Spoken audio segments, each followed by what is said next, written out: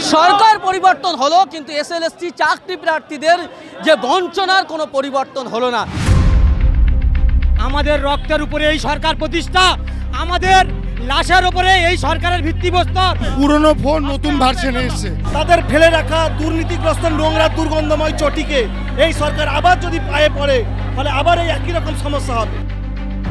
তারা বলছেন বিগত সরকার যেভাবে আমাদের সঙ্গে প্রতারণা করেছে, বর্তমান বিজেপি সরকার, শুভেন্দু অধিকারীর সরকারও ঠিক একইভাবে আমাদের সঙ্গে প্রতারণা করেছে।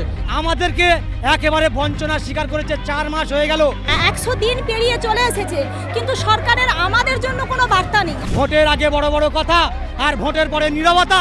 অর্থাৎ সরকার পরিবর্তন হলেও আমাদের বঞ্চনার কোনো পরিবর্তন হয়নি, আমরা আজও বঞ্চিত। এবং তারা এখান থেকে দাবি তুলছেন যে সরকার এসছে আমাদের আন্দোলনের উপর, আমাদের রক্তের উপর, আমাদের স্লোগানের উপর, আমাদের শ্রমের উপর যে সরকার প্রতিষ্ঠিত হয়েছে, সেই সরকার যদি আমাদের প্রতিশ্রুতি না রাখে, তাহলে এই সরকারের বিরুদ্ধেও আমাদের আন্দোলন থাকবে, এই সরকারের বিরুদ্ধেও আমাদের আমরণ লড়াই চলবে। কি বলছেন তারা, কি তাদের বক্তব্য শোনাবো বিস্তারিত প্রতিবেদনে।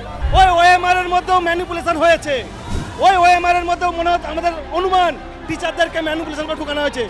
সংবিধানকে খণ্ডন করেছে, সংবিধানকে ধ্বংসের পথে নিয়ে যাচ্ছে।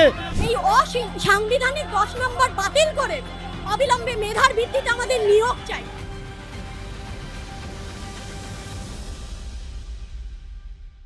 বর্তমানে যে সরকার রয়েছেন, মুখ্যমন্ত্রী শুভেন্দু অধিকারী বিরোধী দলনেতা থাকার সময় আপনাদের প্রতিশ্রুতি দিয়েছিলেন, তারপরেও কেন পথে নামতে হচ্ছে?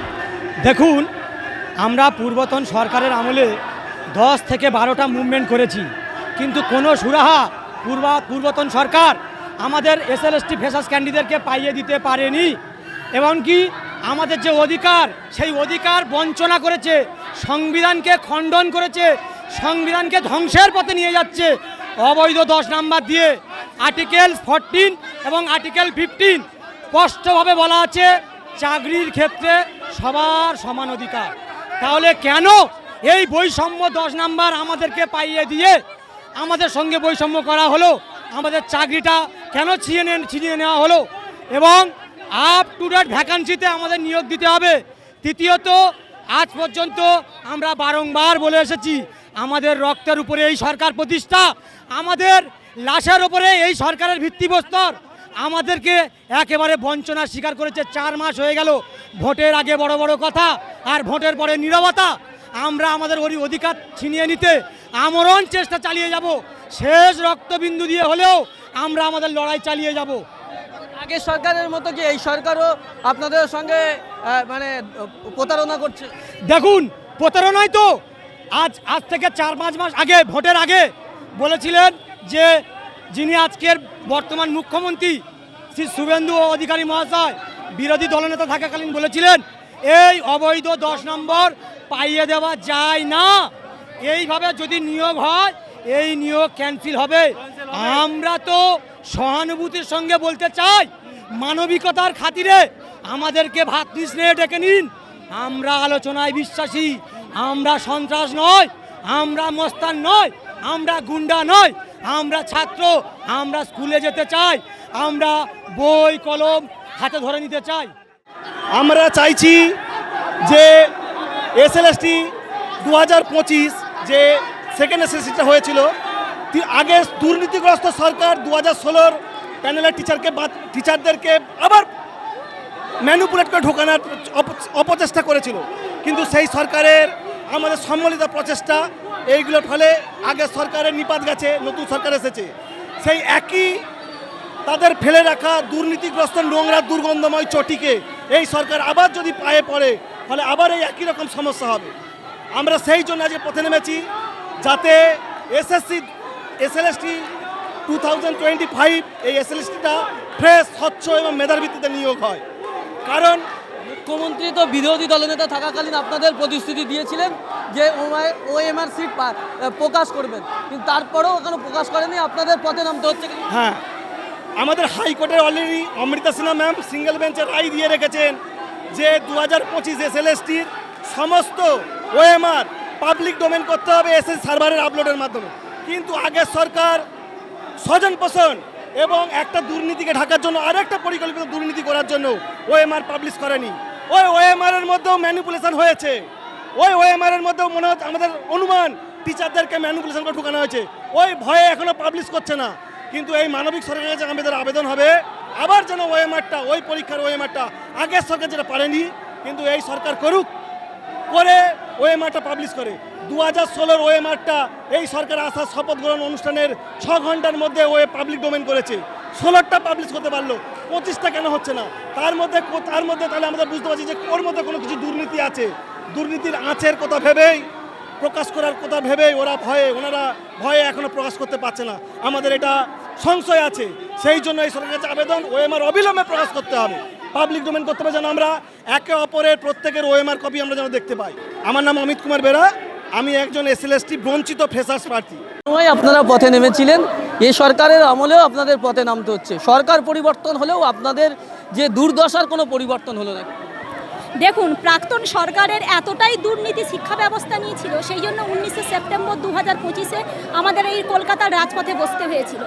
সরকার বিরোধী দলনেতা থাকাকালীন আমাদের মাননীয় মুখ্যমন্ত্রী আমাদের প্রতিশ্রুতি দিয়েছিলেন, ওনার ভিডিও বিভিন্ন ক্লিপ আপনারা যদি দেখে থাকেন, উনি এই অসাংবিধানিক 10 নম্বরের বিরুদ্ধে গর্জে উঠেছিলেন। কিন্তু আজকে লক্ষ্য করে দেখুন, 100 দিন পেরিয়ে চলে এসেছে, কিন্তু সরকারের আমাদের জন্য কোনো বার্তা নেই। আমরা শিক্ষিত সমাজ যন্ত্রণায় ভুগছি। এই অতি দ্রুতগুলো কবে আসবে? এই অসাংবিধানিক যে 10 নাম্বার, একই পরীক্ষায় কখনো একই সঙ্গে দুজনের আলাদা করে নাম্বার হতে পারে না, কিন্তু সরকার কি করেছে না, একটা 10 নাম্বার দিয়ে আমাদের এই সম্পূর্ণ প্রক্রিয়াটাকে জটিল করে রেখে দিয়েছে। এবং আমাদের দ্বিতীয় কথা, যে এক্সপায়ারি প্যানেল রয়েছে, সেই প্যানেলকে অবশ্যই বাতিল করতে হবে। দেন হচ্ছে ওএমআর যে রয়েছে, আমাদের সেই ওএমআরকে জনসমক্ষে প্রকাশ করতে হবে, এবং বিভিন্ন প্রশ্ন উত্তর নিয়ে যে জটিলতাগুলো রয়েছে, সেই সমস্ত প্রশ্ন উত্তরের জন্য এক্সপার্ট কমিটি গঠন করে তার সম্পূর্ণ ব্যবস্থা আমাদের করতে হবে। এবং আমাদের এই শিক্ষা পরীক্ষার ক্ষেত্রে সিট ইনক্রিজ করে আমাদের নিয়োগ প্রক্রিয়া যত সম্ভব দ্রুত করতে হবে। বিগত সরকারের সময় বিরোধী দলনেতা থাকার সময় মুখ্যমন্ত্রী প্রতিশ্রুতি দিয়েছিলেন, এখন পালন করছে না, তাহলে কি সরকার আপনাদের সঙ্গে প্রতারণা করছে? না, সরকার হয়তো আমাদের সঙ্গে প্রতারণা করছে না, সরকারের এই পরিবর্তনের ভাগিদার কিন্তু আমরাও পরিবর্তনের কাণ্ডারি, পরিবর্তন এনেছিলাম। উনি আমাদেরকে কথা দিয়েছিলেন, আমরা আশাবাদী। মাননীয় মুখ্যমন্ত্রী, শিক্ষামন্ত্রীর কাছে হাত জোর করে অনুরোধ করছি, আমাদের সঙ্গে কথা বলুন, আমাদেরকে বার্তা দিন। আমরা শিক্ষিত বেকার সমাজ যন্ত্রণায় ভুগছি। স্যার, আপনার কাছে আমরা আশাবাদী, ভীষণ রকমভাবে আশাবাদী। উনি আমাদের কথা ভাববেন, সেই কথা বার্তা জানাতে আজকে আমরা রাজপথে এসেছি। আমরা আশাবাদী আমাদের বার্তা ওনার কাছে পৌঁছবে, উনি আমাদের কথা রাখবেন, আমরা আশাবাদী। আমার নাম সাথী পাল, পূর্ব মেদিনীপুর থেকে। বিগত সরকারের সময় আপনারা পথে নেমেছিলেন, আবারও পথে নামতে হচ্ছে। আপনাদেরকে এটাই দাবি যে বিগত সরকারের মতো এই সরকারও আপনাদের সঙ্গে প্রতারণা করছে? দেখুন, পুরনো ফোন নতুন ভার্সনে এসছে, কথা একটাই, আমরা যখন পরীক্ষা দেই তার আগে আমরা আইনি পথে হেঁটেছি। কেন হেঁটেছি? এই যে অবৈধ অসাংবিধানিক 10 নাম্বার, এটা বাতিল করতে হবে। আমাদের সেই সময়ে আইনি লড়াই। সরকার তো আপনাদের প্রতিশ্রুতি দিয়েছিলেন, বিরোধী দলনেতা থাকাকালীন মুখ্যমন্ত্রী প্রতিশ্রুতি দিয়েছিলেন, তারপরেও আপনাদের পথে নামতে হচ্ছে কেন? দেখুন, পূর্ববর্তী সরকার যে দুর্নীতির পাহাড় করে গেছিলেন, তার থেকে যে ক্ষোভ জন্মেছে আমাদের, সেই ক্ষোভ প্রশমনের জন্য আমরা অনেক প্রত্যাশা নিয়ে এই সরকারকে ক্ষমতায় এনেছি।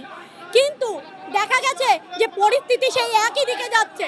তাই আমাদের সবথেকে প্রিয় শ্রদ্ধেয় মাননীয় শুভেন্দু অধিকারী মহাশয়ের কাছে, অর্থাৎ আমাদের মুখ্যমন্ত্রী স্যারের কাছে করজোড়ে আবেদন যে আমাদের এই অসাংবিধানিক 10 নম্বর বাতিল করে অবিলম্বে মেধার ভিত্তিতে আমাদের নিয়োগ চাই, এটাই আমাদের ডিমান্ড। আর ওএমআর প্রকাশে আনতে হবে, কারণ আমরা জানি এর মধ্যে অনেক টেন্টেড ঢুকে বসে আছে। সুতরাং আমরাও দেখতে চাই যে কতটা স্বচ্ছভাবে নিয়োগ হয়, সেটাই আমাদের দাবি।